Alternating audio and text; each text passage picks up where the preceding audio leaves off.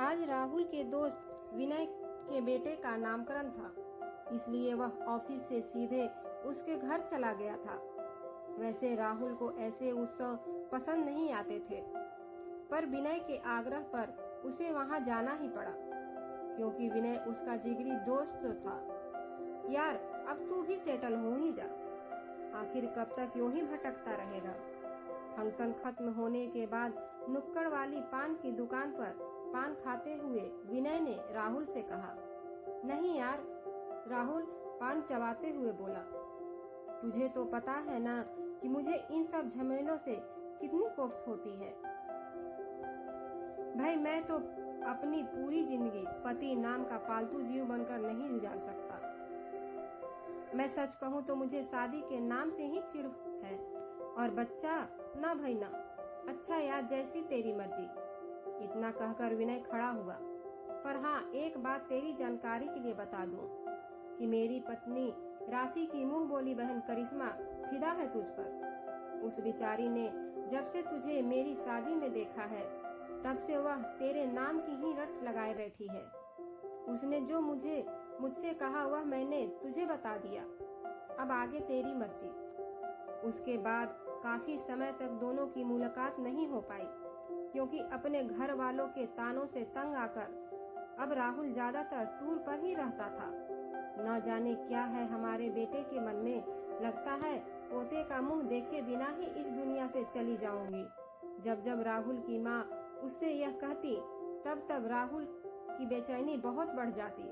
वैसे उसके पापा इस बारे में उससे कुछ नहीं कहते थे, पर उनका चेहरा देख राहुल भी परेशान हो जाता। राहुल अच्छा कमाता था और उसका व्यक्तित्व भी आकर्षक था, पर शादी के नाम से ही उसे चिढ़ थी। इसलिए तो वह अब तक अपने लिए आया हर शादी का रिश्ता ठुकराता रहा था।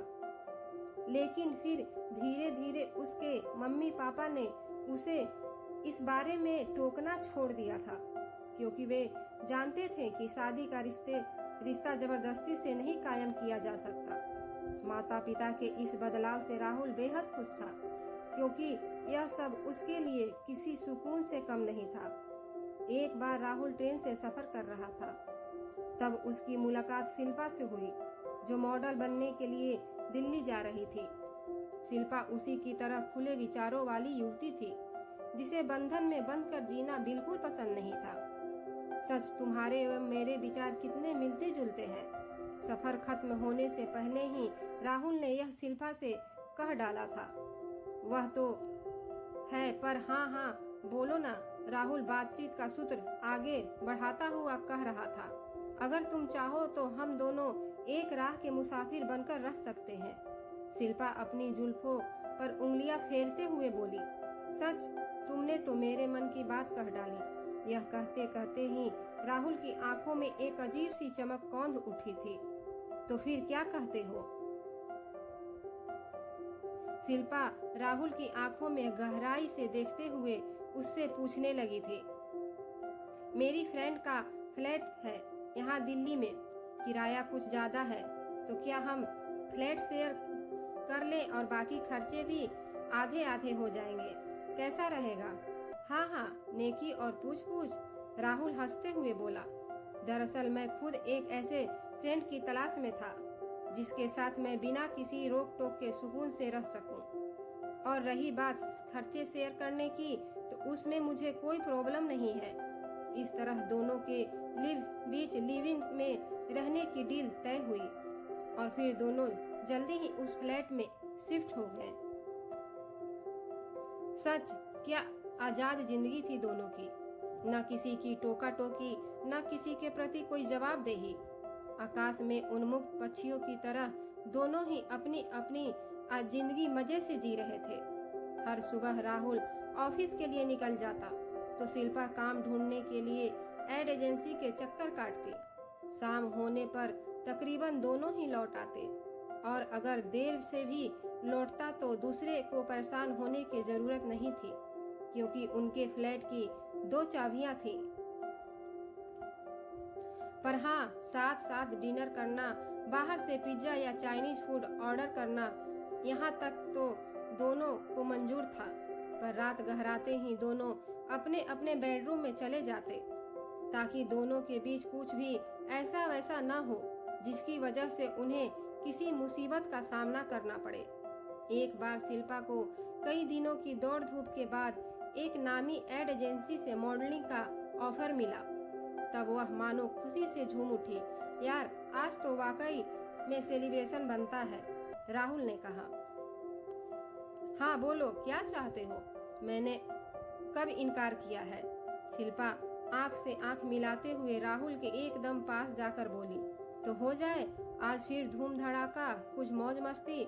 राहुल शरारत से एक आंख दबाते हुए बोला तो शिल्पा खुद को रोक न सकी और तुरंत उसके सीने से चिपक गई। फिर उन दोनों के बीच जो कुछ हुआ वह किसी फन से, मौज मस्ती से कम न था। उस रात दोनों ने एक नए अनुभव से खुद को रोमांचित किया। सच, क्या उन्माद छाया था दोनों पर। फिर तो उनकी पूरी रात आंखों ही आंखों में कट गई। अगली सुबह दोनों ही अलसाए से अपने अपने कमरे पर चले गए, काम पर चले गए।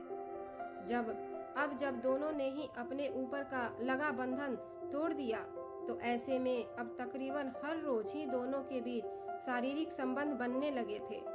दोनों एक दूसरे में खो जाते और घंटों प्रेमालाप में मग्न रहते। एक दिन जब शिल्पा कुछ बुझी बुझी सी घर पहुंची, तब राहुल से रुका न गया। वह शिल्पा का मूड ठीक करने के लिए तुरंत बढ़िया कॉफी बना कर लाया और उसे कॉफी का मग थमाते हुए उससे पूछने लगा, क्या हुआ? शूटिंग कैंसिल हो गई क्या? नहीं, अभी अभी एबॉर्शन करवा कर आई हूँ, शिल्पा ठंडे स्वर में बोली। क्या एबॉर्शन? कम से कम एक बार मुझसे पूछ तो लेती, यह वह बच्चा मेरा भी तो था, राहुल भरे मन से बोला। ओ मिस्टर, ज्यादा इमोशनल होने की जरूरत नहीं है, शिल्पा कड़क स्वर में चीखते हुए बोली। तुम मेरे हस्बैंड नहीं हो जो मैं तुम्हारी राय पूछती। अरे, मौज मस्ती के परिणाम को पैरों की बेड़ियां नहीं बनाया जाता, बल्कि समय रहते काट कर फेंक दिया जाता है, ताकि आगे चलकर कोई परेशानी न हो। सॉरी मैम, मैं तो भूल ही गया था कि आप उच्च प्रगतिशील सोच की मालकिन हैं। इतना कहते कहते राहुल की आंखें भर आईं। वैसे हम शादी भी तो कर सकते थे। ओ राहुल, शिल्पा उसके नजदीक जाते हुए बोली। जो हुआ उसे भूल जाओ और आज नए तरीके से मुझे प्यार करो। पता है, करुण मुझे ड्रिंक पर ले जाना चाहता था, पर मैंने मना कर दिया, क्योंकि अब मुझे सिर्फ तुम्हारा साथ भाता है। पर मैडम, मैं इतने बड़े दिल वाला नहीं जो अपने बच्चे को खोने का जश्न मनाऊं। राहुल खुद को शिल्पा की गिरफ्त से छुड़ाता हुआ बोला। ए क्या, तुमने मेरे बच्चे की रट लगा रखी है। अरे, वह बच्चा सिर्फ मेरा था, इसलिए उसका क्या करना था, इसका हक भी सिर्फ मुझे ही था। और वैसे भी शादी और बच्चे जैसी फिजूल की बातों के लिए मेरे पास समय नहीं है। आज सफलता की जिस सीढ़ी की तरफ मैं बढ़ रही हूँ, वहाँ मेरे लिए शादी और बच्चे का बोझ लेकर चढ़ना मुश्किल ही नहीं, नामुमकिन भी है। तो ठीक है मैडम, राहुल गुस्से से चीखते हुए बोला। तो तुम अब अपनी सफलता के साथ रहो और मुझे अकेला छोड़ दो। वह गुस्से में पैर पटकता हुआ तेजी से बाहर निकल आया और शिल्पा बदहवास बूथ सी बनी बैठी रह गई।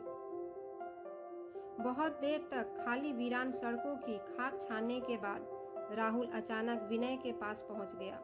इस समय वह अपने घर जाकर अपने माता पिता को परेशान नहीं करना चाहता था।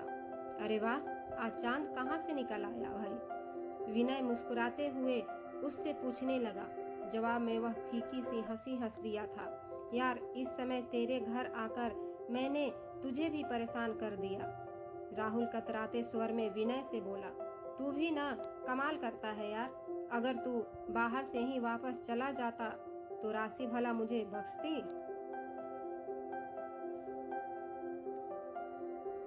इतना कहते ही उसने राशि को बाहर आने के लिए आवाज दी। अरे भैया, इतने दिनों बाद? राशि मुस्कुराते हुए उसका स्वागत करने लगी। राशि का ऐसा खुश मिजाज व्यवहार देखकर राहुल उसकी तुलना शिल्पा से करने लगा, जो उसके दोस्तों को देखते ही बुरा सा मुंह बना लेती है। और तब राहुल चाहकर भी कुछ नहीं कर पाता, क्योंकि वह और शिल्पा लिव-इन में जो रह रहे थे। अरे भैया, कहाँ खो गए आप? राशि मुन्ने को विनय के हवाले करते हुए बोली। आप जरा मुन्ने को संभालिए, मैं झटपट खाना तैयार कर देती हूँ। सब्जी और रायता तो तैयार ही है, बस फुलके सेकने बाकी हैं। वह फुर्ती से किचन की तरफ बढ़ गई। इस बीच राहुल ने मुन्ने को विनय से ले लिया और खुद उसके साथ खेलने लगा। जब मुन्ने की कोमल कोमल उंगलियों ने राहुल के हाथों को स्पर्श किया तो उस स्पर्श मात्र से ही राहुल का दिल भर आया और वह मन ही मन अपने उस अजन्मे शिशु को याद करके रो पड़ा, जिसे शिल्पा की प्रगतिवादी सोच ने असमय अपनी कोख में ही लीन लिया था। थोड़ी देर बाद सभी डाइनिंग टेबल पर थे। सच में राशि के हाथ का खाना खाकर उसे अपनी माँ की याद आ गई, जो बिल्कुल ऐसा ही खाना बनाकर उसे खिलाती थी। पर जब से वह शिल्पा के साथ लिव-इन में था, तब से उसने घर के खाने का स्वाद चखा ही नहीं था। शुरू में जब एक बार राहुल ने शिल्पा से डिनर घर पर बनाने की बात कही, तब वह मानो गुस्से में उस पर फट पड़ी थी और लगभग चीखते हुए बोली, मैं कोई दासी नहीं हूँ जो किचन में खड़ी होकर घंटों पसीने बहाऊं। जो खाना है बाहर से ऑर्डर कर लो, और हाँ, मेरी चिंता मत करना क्योंकि मैं डाइटिंग पर हूँ। किस सोच में पड़ गए भैया? खाना अच्छा नहीं लगा क्या? राशि के टोकने पर मानो राहुल की तंद्रा भंग हुई और वह अतीत से वर्तमान में आते हुए बोला, नहीं भाभी, खाना तो वाकई बहुत बढ़िया बना है, बल्कि मैंने तो इतने समय बाद। बाकी बात राहुल ने अपने भीतर ही रोक ली ताकि उसे राशि एवं विनय के सामने शर्मिंदा न होना पड़े। भैया, एक बात कहूँ, करिश्मा का ऑफर अभी भी ओपन है आपके लिए, क्योंकि वह आपको अपना क्रश जो मानती है। वैसे अब उस पर शादी का दबाव बहुत बढ़ रहा है, पर अगर आप चाहें तो मैं सारा मामला तुरंत निपटा सकती हूँ, क्योंकि मैं जानती हूँ कि अभी भी आपको ही प्राथमिकता दी जाएगी। राशि जूठे बर्तन समेटते हुए बोली। तुम भी ना राशि? विनय उसी की बात काटते हुए बोला। भाई, राहुल को तो शादी के नाम से ही चिढ़ है और तुम। मैं तैयार हूँ। राहुल विनय की बात पूरी होने से पहले ही बोल पड़ा। राहुल के मुंह से यह सुनकर विनय का दिल भर आया और तब भाव तिरेक में उसने राहुल को अपने गले से लगा लिया। यह हुई ना बात? अब भैया, आपने हाँ कर दी है तो देखिएगा कि मैं और विनय मिलकर कैसे आपका मामला फिट करते हैं। राशि भी उत्साहित हो उठी। हाँ हाँ बिल्कुल, अब तो चटमंगनी पट ब्याह होगा। विनय के मुंह से यह अचानक निकला और तीनों खिलखिलाकर हंस पड़े।